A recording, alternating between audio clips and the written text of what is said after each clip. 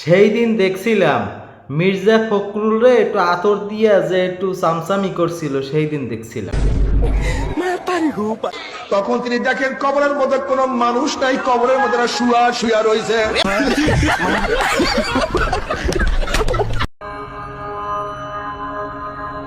चलिए शुरू करते हैं। দেখছি ওই যে একটা লোকে জর্দা দিয়া পান খায়, দাড়িয়ালা, এই যে লম্বা দাড়ি, মানে মাঝে মাঝে আতর দিয়া মির্জা ফখরুলের লাগে সামসামি করে, ওই লোকটা না? ওই লোকটা না?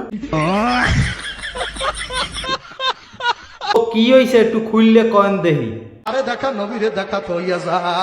প্রথমে নাউজুবিল্লাহ বলতেই হবে, কারণ চিন্তা করছেন ওরে দেখা মানে নবীরে দেখা। নাউজুবিল্লাহ, নাউজুবিল্লাহ মিন জালে। কত বড় বেদব হইলে এই ধরনের কথা কয়। চর্ম নাই আসলে। এই যে ফয়জুল করিম উনি কিন্তু জানেও না যে হের এক মানে লোক এই বেলায় অন্য জায়গায় মাহফিল করে, তারে দেখে। এইটা একটা কথার মতো কথা কইছো। আমি একজন হাফেজ মানুষ। আসসালামু আলাইকুম ওয়া রাহমাতুল্লাহি ওয়া বারাকাতুহু, জান্নাতুল ফেরদাউস।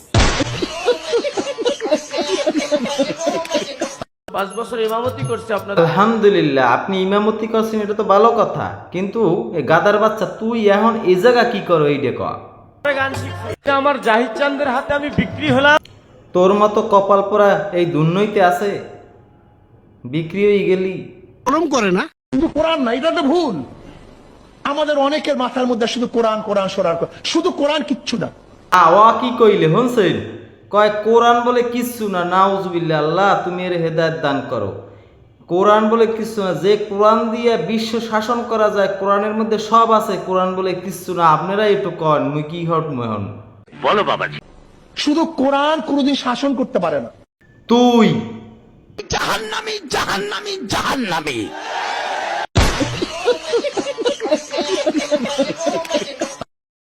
এখন দেখুন এই যে দেলোয়ার হোসেন সাইদি কি বলে দেখুন। এ কোরআন বলছে আমার ভিতরে শুধু রাজনীতি নাই, গোটা বিশ্বকে রাজনীতিকে আমি শিখাই, অর্থনীতি শিখাই, পৃথিবী চলবে কিভাবে তা আমি দেখাই। এই জন্য মানে কি বলবো, যাই হোক, আমার মাওলা বলবে ও আকরাম নইতে আর মানুষ পাও না, এই আকরাম ডাকেডা। এই আকরাম এত বড় হুজুর গইয়ে গেছে, আল্লাহ তারে বলবে আর এই আমরা বিশ্বাস করমু। মূর্খ বক্তা, বন্ড বক্তা, তোরে পাইলে তোরে জোতা দিমু।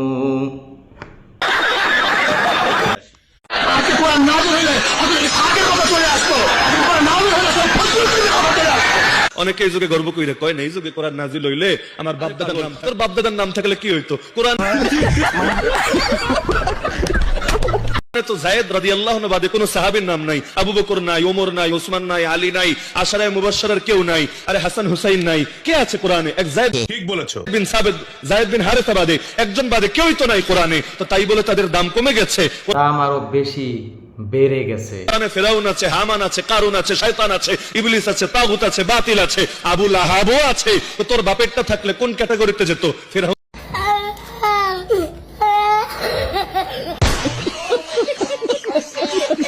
ক্যাটাগরিতে না জায়েদ ক্যাটাগরিতে? কোরআনে থাকলেই কি দামি হয়ে যায় নাকি? আমি বুঝি না এই চরমনে আসলে ওরা মানে কিচ্ছা কাহিনী ছাড়া আর কিছুই বোঝে না।